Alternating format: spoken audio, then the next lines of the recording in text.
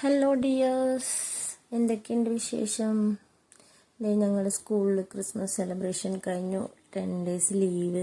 അങ്ങനെ സന്തോഷത്തോടെ ഞങ്ങൾ വിചാരിച്ചു ഒന്ന് ലുലു വരെ പോയാലോ. ഏതായാലും ഒരു ഫ്രണ്ട് ഞങ്ങളുടെ കൂടെ പഠിപ്പിക്കുന്ന മാം പോകണേണ്. അപ്പോൾ മാമിനൊരു ഗിഫ്റ്റും സമ്മാനം എടുക്കണം. അപ്പോൾ ഒന്ന് ലുലു വരെ പോകാമല്ലോ എന്നൊക്കെ വിചാരിച്ചു. ഞങ്ങൾ ബൈക്കിന് പോയി അവിടം വരെ. എന്നിട്ട് മെട്രോ ആ വഴിക്കൂടി കയറി ലുലിനകത്തൂടെ എൻട്രി ഉണ്ടല്ലോ, അതിലോട്ട് ഞങ്ങളിങ്ങനെ കയറിപ്പോണേണ്. അപ്പോൾ ഫ്രണ്ട്സ്, എപ്പോഴും പറയുന്ന പോലെ ഒന്ന് ലൈക്ക് അടിച്ചേക്കണേ, മറക്കരുത്. സബ്സ്ക്രൈബും ചെയ്യണേ. വീഡിയോ കണ്ടിട്ട് ഇഷ്ടമാണെങ്കിൽ. നല്ല തിരക്കായിരുന്നു ലുലുവിൽ. അപ്പം ലുലു ഫാഷൻ സ്റ്റോറിൽ പോയി മാമിന് ഇഷ്ടപ്പെട്ട ചുരിദാർ വാങ്ങാൻ വേണ്ടി കുറേ എടുത്തു. പക്ഷെ മാമിന് ഞങ്ങൾക്കും ഒന്നും ഇഷ്ടപ്പെട്ടില്ല. അവസാനം ഇതാണ് അവൾക്ക് ഇഷ്ടപ്പെട്ടത്. അപ്പം ഞങ്ങൾ വിചാരിച്ചു എന്നാൽ ശരി അത് തന്നെ വാങ്ങാമെന്ന് പറഞ്ഞു.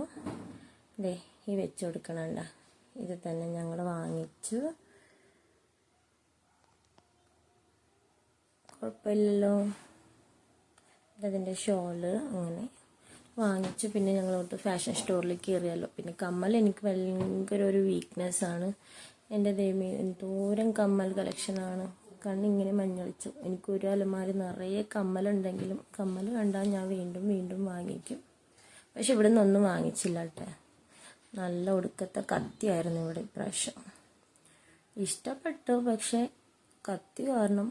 പിന്നെ ഡിസംബർ, ക്രിസ്മസ്, അങ്ങനെ അധികം ചിലവുള്ളത് കാരണം വെട്ടിച്ചുരുക്കി ഒന്നും വാങ്ങിച്ചില്ല. വെറും കൈയോടെ പോണു. കമ്മലുകൾ കണ്ടു. ഇങ്ങനെ അതിനെ നോക്കി വാങ്ങണോ വേണ്ടിയെന്ന് ഇങ്ങനെയായിരുന്നു. വാങ്ങിച്ചൊന്നുമില്ല. അവസാനം അവിടുന്ന് എസ്കേപ്പ് അടിച്ചു. ഞങ്ങൾ വെറുതെ കണ്ടിട്ടെങ്കിലും സമാധാനപ്പെടാമെന്ന് പറഞ്ഞിട്ട് എല്ലാ കമ്മലുകളും ഒന്നും ഇങ്ങനെ തൊട്ട് നോക്കി. പല പല വെറൈറ്റിയിലുള്ള കമ്മലുകൾ. സൂപ്പർ കളക്ഷനാണ്. ഒന്നിനൊന്നും വെച്ച് ഇത് നോക്കി. ഞാൻ ചോദിച്ചു ഇത് വല്ല ബാങ്കിലാണോ. അപ്പോൾ അവിടുത്തെ ചേച്ചി പറഞ്ഞു, സ്റ്റാഫ് പറഞ്ഞു, ബാങ്കിലൊന്നല്ല, കമ്മൽ തന്നെയാണ്. സൂപ്പർ കളക്ഷൻസാണ് കമ്മലിൻ്റെ. ലുലുവിൽ ഒന്നും പറയാനില്ല കേട്ടോ.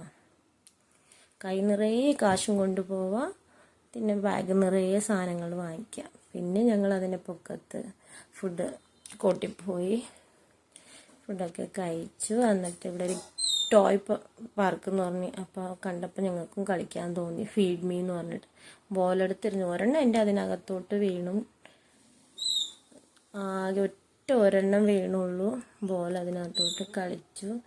പിന്നെ ഞങ്ങൾ വിചാരിച്ചു, അപ്പോഴത്തേക്കും നമ്മുടെ കൂടെ ഉണ്ട് മാമിൻ്റെ മോള് വന്നു. അപ്പോൾ അവൾക്ക് ഡ്രസ്സ് വാങ്ങിക്കണം എന്ന് പറഞ്ഞിട്ട് ഞങ്ങൾ വെസ്റ്റ് സൈഡിലോട്ട് പോയി. എൻ്റെ അമ്മ ഒന്നും പറയാനില്ല. സൂപ്പർ കളക്ഷൻസ് ആയിരുന്നു. ഇതെനിക്ക് ഒത്തിരി ഇഷ്ടപ്പെട്ടു.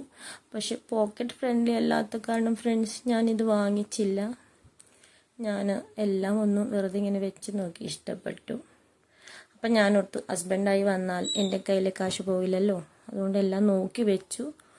ഇനി പുള്ളിയായിട്ട് വന്നിട്ട് വാങ്ങിക്കാമെന്ന് വിചാരിക്കുന്നു. അങ്ങനെ കുറേ ഡ്രസ്സുകൾ ഇങ്ങനെ വെറുതെ വെച്ച് നോക്കി.